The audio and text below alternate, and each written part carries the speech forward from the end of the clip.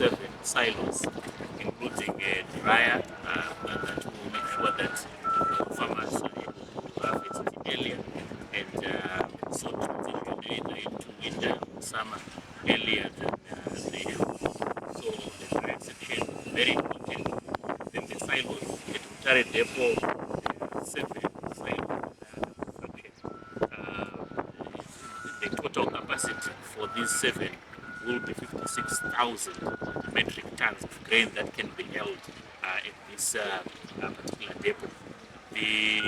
At the moment, the progress is 57% completion.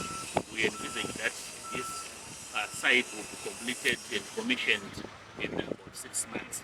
So we are right on course in terms of the construction. Obviously, these underground work and the foundation work is the major work.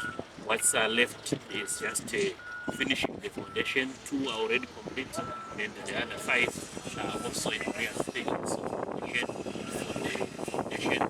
The material for the silos is already here on site, so it's really all systems go. Once the rains they have the raising of the silos.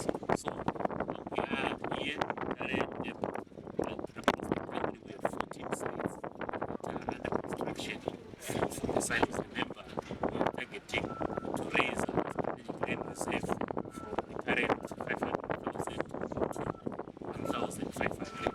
So this is a project that we are working on, and we think that we will be able to unleash at least 700,000 metric ton capacity to what is already existing. So we are really on course at the moment.